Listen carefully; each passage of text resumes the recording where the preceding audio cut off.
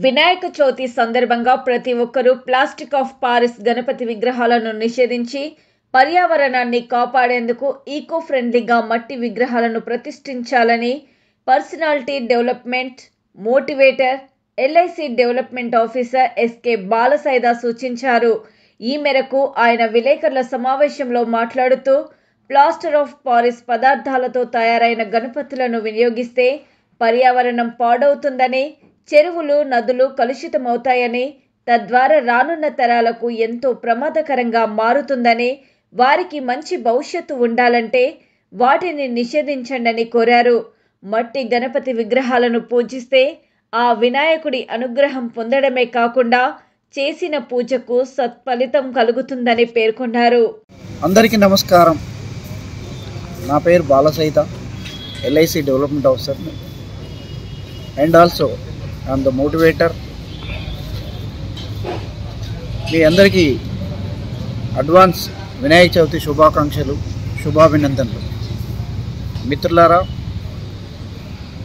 వినాయక చవితి పండుగ మన దేశ సౌభాగ్యానికి, మనకు ఆనందాన్ని ఇచ్చేటటువంటి ఒక గొప్ప వేడుక. ఇది మన దేశ సౌభాగ్యాలలో ఒక ఉన్నతమైనటువంటి ఆదర్శం కలిగి ఎక్కువ మంది ప్రజలు ఇన్వాల్వ్ అయ్యేటటువంటి ఒక మంచి పండుగ వినాయక చవితి పండుగ. కానీ మీ అందరికీ నేను ఇచ్చేటటువంటి సూచన ఏంటంటే, ఎకో ఫ్రెండ్లీ విగ్రహాలని ప్రతిష్ఠించండి. గణేష్ యొక్క ఉత్సవాలని అత్యంత సంతోష సంబరాలతో జరుపుకునేటటువంటి ఒక మన గొప్ప సాంప్రదాయాన్ని మనం మరొకసారి ఈ భారతదేశం మొత్తం ప్రదర్శిద్దాం. కానీ ఎక్కువ మంది ప్లాస్టర్ ఆఫ్ ప్యారిస్ విగ్రహాలని వాడుతున్నారు. దీనివలన సమాజానికి కానీ రేపటి తరానికి కానీ చెడు జరుగుతుంది.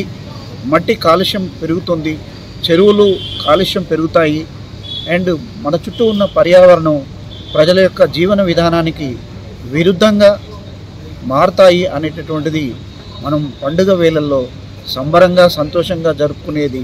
ఆ దేవుని యొక్క ఆశీస్సులతోటి మనకు మేలు జరగాలి, ప్రజలకు భవిష్యత్తు బాగుండాలి. అందరూ కూడా ఇంకా ఎన్నో సంవత్సరాలు ఆనందంగా ఈ ప్రకృతి వనరులను ఉపయోగించుకుంటూ సంతోష సంబరాలతో ఇలాంటి వేడుకలు కొన్ని వందల సంవత్సరాలు నిర్వహించుకోవాలంటే ఈ భూమి బాగుండాలి, ఈ నీరు బాగుండాలి, ఈ పంచభూతాలు బాగుండాలి, అందులో మనందరము బాగుండాలి. అదే నేను మన వినాయక చవితి సందర్భంగా మీ అందరికీ ఇచ్చేటటువంటి నా సూచన.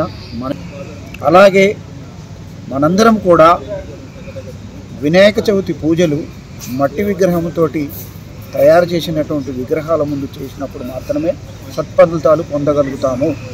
ఇది అనాది నుంచి వచ్చున్నటువంటి మన సాంప్రదాయము, మన ఆచారం. మట్టి విగ్రహాల ద్వారా మనం భగవంతుని యొక్క నిజమైనటువంటి ఆశీస్సుల్ని, మేలుని పొందేటటువంటి అవకాశం ఉంది. ఎందుకంటే ఈ సృష్టి బాగుండాలని దేవుడు కోరుకుంటాడు, ఈ సమాజం బాగుండాలని దేవుడు కోరుకుంటాడు. అలాంటి దేవుడు వినాయకుడు మట్టి విగ్రహంలో మాత్రమే వారి యొక్క మన గొప్పతనం కానీ, వారి విశిష్టత కానీ, మనకు వారి దీవెనలు కానీ అందటానికి మనందరము కూడా సమాజ శ్రేయస్సు కొరకు ఆలోచించి మట్టి విగ్రహాలనే వాడుదాము. మట్టి విగ్రహాల ద్వారా మనం దేవుని యొక్క పూజలు నిర్వహించుకోవడమే కాకుండా మన సమాజంలో జరిగేటటువంటి ఒక పర్యావరణానికి సంబంధించినటువంటి గొప్ప ఆవిష్కరణని, అంటే మనం పర్యావరణాన్ని కాపాడుకునేటటువంటి నిర్ణయాన్ని మనం ఈ పండుగ ద్వారానే మనం అమలు చేద్దాం, సత్ఫలితాలను పొందుదాం. మట్టి విగ్రహాలను వాడండి, దేవుని పూజలు చేయండి. Thank you friends, thank you very much.